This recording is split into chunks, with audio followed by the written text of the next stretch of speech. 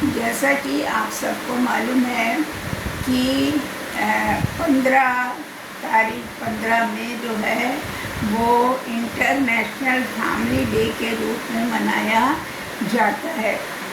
और इसका प्रारंभ जो है 1989 में संयुक्त राष्ट्र में इसकी शुरुआत हुई और 1994 में ये पहली बार जो है इंटरनेशनल फैमिली डे मनाया गया।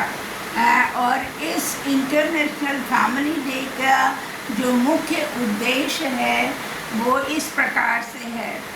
परिवार, आप जानते हैं कि परिवार जो है वो समाज का पहली सीढ़ी है।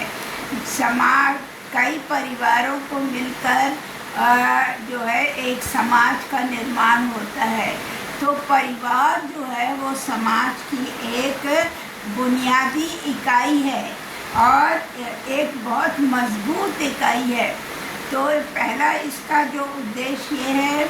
दूसरा ये है कि अगर हम इसको बाइबल के अनुसार देखें तो हम उत्पत्ति 1 और 28 में अगर जाएं तो वहाँ पर स्पष्ट लिखा है, परमेश्वर ने नर और नारी करके उसने मनुष्य की सृष्टि की और उनको आशीष दी, फूलो फलो और पृथ्वी में भर जाओ और उसको अपने वश में कर लो। ये परमेश्वर ने हम लोगों को आशीष दी, हर परिवार को। जब उसने नर और नारी करके बनाया तभी उसने हम लोगों को ये आशीष से नवाजा है परमेश्वर ने। दूसरा जो इसका उद्देश्य है कि हमारा हर एक परिवार पूरे इस हमारे देश का, विश्व का जो पूरा परिवार है वो सारे एक एक परिवार में आपस में प्रेम संबंध होना चाहिए और एक दूसरे को हमें सम्मान देने की आवश्यकता है। ये हमारे इस इंटरनेशनल फैमिली डे का जो एक दूसरा जो है मुख्य उद्देश्य यही है। इसमें अगर हम इफिसियों में जाएं उसका 5 और 33 पद को देखें तो वहाँ इस प्रकार से लिखा है। और साथ ही साथ 6 उसका 1 से 3 देखें तो आप उसमें देखेंगे कि तुम में से हर एक, जिसमें पति पत्नी के आपसी प्रेम की भी चर्चा की है और परमेश्वर ने आपसी प्रेम के बारे में क्या है इसके बारे में हम लोग जानेंगे। तुम में से हर एक अपनी पत्नी से अपने समान प्रेम रखे। ये परमेश्वर का जो है वचन है, परमेश्वर का ये आदेश है। जो हम किसी जाति के हों, किसी धर्म के हों और कहीं भी विश्व के रहने वाले लोग हों, हम सब के लिए परमेश्वर का ये वचन है कि क्या है, हर एक पति पत्नी और पति आपस में प्रेम करें और पत्नी भी पति का भय माने, है ना। आज के परिप्रेक्ष्य में बहुत सारी घटनाएं इसीलिए घटित हो रही हैं क्योंकि पति और पत्नी का जो आपस का प्रेम है उसकी जो नींव है वो कमज़ोर हो रही है। तो परमेश्वर का वचन हमें यही बताता है कि पति और पत्नी को एक दूसरे का सम्मान करना चाहिए और पत्नी को अपने पति का भय मानना चाहिए और उसका आदर करना चाहिए। परिवार में पति पत्नी के अतिरिक्त जो हैं वो बच्चे होते हैं। बच्चों के लिए भी परमेश्वर ने लिखा है कि बच्चे अपने माता पिता, दादा दादी, नाना नानी के आज्ञाकारी बने। मतलब हर माता पिता की ये जिम्मेदारी होती है कि वो अपने बच्चों को इस तरह से उनका लालन पालन करें कि उनका बच्चा उनकी आज्ञाओं का पालन करे। उनके घर में जो उसके दादी दादा, नाना नानी, जो भी व्यक्ति हैं, चाचा चाची, जो भी, हर एक का वो क्या करे, आदर सम्मान करे और हर एक से वो प्रेम करने वाला हो। और उनकी भी ये जिम्मेदारी बनती है कि वो उन बच्चों से प्रेम करें। तो ये परमेश्वर ने कहा है। ऐसा करने से क्या होगा कि इस पृथ्वी पर बहुत दिन, परमेश्वर का ये वचन है, ये वायदा है हम लोगों के लिए कि अगर एक परिवार इस बात को मानता है तो क्या होगा, वो इस दुनिया में ज़्यादा से ज़्यादा दिन जीवित रहेगा, बहुत दिनों तक जीवित रहेगा। इसी तरह से अगर हम आगे देखें, तीसरा जो हमारा उद्देश्य है वो है उत्तम व विश्वास परिवार समाज की रीढ़ है। उत्तम विश्वास, एक अच्छा विश्वास, एक मजबूत विश्वास जो है वो परिवार में होना बहुत ज़रूरी है। और ये जब हमारे परिवारों में होगा तो जो परिवार मिलकर ही समाज का निर्माण होता है, तो हमारी समाज की जो रीढ़ है वो मजबूत होगी। पवित्र शास्त्र में लिखा हुआ है, अगर हम निर्गमन 20:12 देखें तो वहाँ पे लिखा हुआ है कि अपने माता पिता का आदर करना, जिससे जो देश तेरा परमेश्वर तुझे देगा।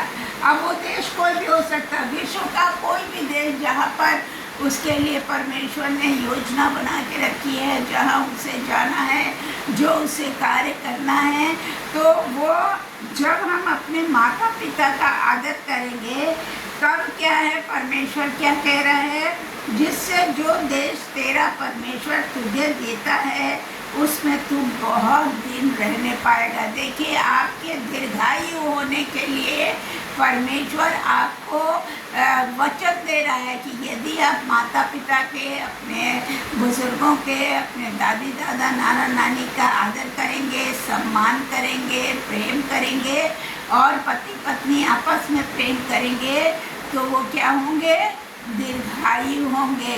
इसी तरह से अगर हम इसका चौथा उद्देश्य पर हम जाए तो परिवार जो है वो समाज का एक मूलभूत आधार है। जैसे आप एक घर बनाते हैं, उसके लिए आप नींव रखते हैं, इसी तरह समाज की नींव जो है वो परिवार है। और जब परिवार अच्छी होंगे, उनकी नींव अच्छी होगी, तो हमारा समाज भी अच्छा होगा, उसके विचार भी अच्छे होंगे। पवित्र शास्त्र में एकदम स्पष्ट लिखा है कि हमें आपस में एकता बनाए रखना है, क्योंकि बहुत ज़रूरी है। अगर परिवार में फूट पड़ेगा, अगर नींव जो है उसका एक इंचा भी कमज़ोर हो जाता है, तो क्या होता है, घर जो है बहुत जल्दी विनाश की ओर जाता है, नष्ट हो जाता है, गिर जाता है। ठीक इसी तरह से अगर परिवार में किसी भी तरह की अवहेलना आती है, माता पिता के से बच्चों को, बच्चों से माता पिता को, बुजुर्गों को और पति पत्नी का आपस में किसी भी तरह का अगर तालमेल नहीं है, तो क्या होगा, आपके परिवार जो है वो हिल जाएगा, वो गिरने के कगार में होगा। जब आपका परिवार गिरेगा तो ये समाज भी हिल जाएगा, इस समाज में तमाम कुरीतियाँ आ जाएंगी। तो इस तरह से हम देखते हैं कि हमें बहुत संभल के मिलजुल कर एक साथ रहने की आवश्यकता है। अगर आप भजन संहिता उसका 131 अध्याय निकालें, उसका पहला पद देखें तो वहाँ लिखा है, ये कितना अच्छा और सुखद है जब परमेश्वर के लोग, समाज के सभी लोग एकता में मिलजुल कर रहते हों। ये हमारा वचन पवित्र शास्त्र बता रहा है। चाहे हमारे परिवार में एकता बनी रहे, जब हमारे परिवार में एकता होगी, हमारे बच्चे वही सीखेंगे और वही आगे चल के समाज का, हम सब मिलकर समाज का निर्माण करेंगे और तब समाज में भी एकता होगी। आज की दशा को अगर आप देखें तो आप डिसहार्टन होंगे इस आधार पर कि समाज में इतना आपसी वैमनस्य है, इसके प्रति इसको क्रोध है, उसके प्रति उसको क्रोध है, वो उसकी बुराई करता है, वो उसके साथ मारपीट करता है। ये क्या है? ये जो है हमारे अच्छे समाज, हमारे अच्छे परिवार में ज़रूर कहीं ना कहीं लीकेज है। जैसे आप एक बर्तन में पानी भरे और उसमें एक भी छेद, छोटा भी छेद होगा तो धीरे धीरे धीरे धीरे उसमें से पानी लीक करेगा।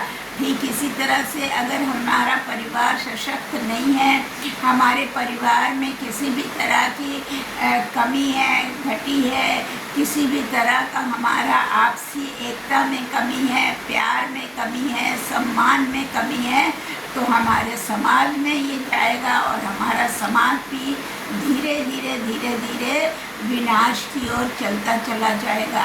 क्योंकि परमेश्वर ने कोई जाति नहीं बनाई, कोई धर्म नहीं बनाया, उसने मनुष्य को बनाया है और मनुष्य के लिए ही वो कह रहा है कि हमको प्रेम से रहना है, एक साथ मिल के रहना है, एक दूसरे की मदद करनी है, एक दूसरे पर दया करनी है और प्यार करना है एक दूसरे को।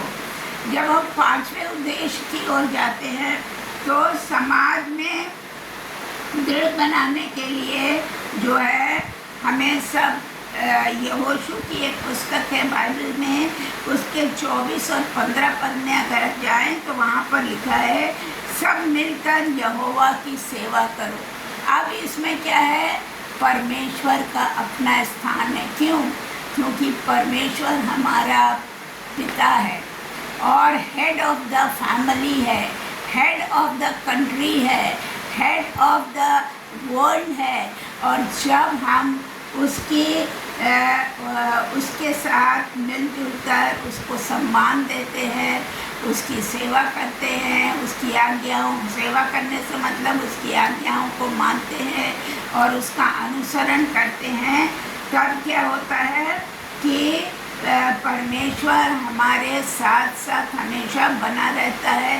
और जैसे कि एक अच्छे माता पिता और बच्चे हैं, अगर वो अपने बच्चों को कुछ भी सिखाते हैं अच्छी तरह से, तो एक बार जब वो गलत कुछ करेंगे तो उनको तुरंत याद आएगा, नहीं मेरे माता पिता ऐसे कहते हैं, नहीं मेरे दादा दादी नाना नानी ऐसे कहते हैं, मुझे इस तरह के काम नहीं करने हैं। तो यहाँ पर यही है कि हम सब मिलकर परमेश्वर के आगे अपने परिवार को रखें, माता पिता दादा नानी जो भी उस परिवार में है, बच्चे प्रतिदिन वो परमेश्वर के चरणों में बैठे प्रार्थना करें। और हर माता पिता का ये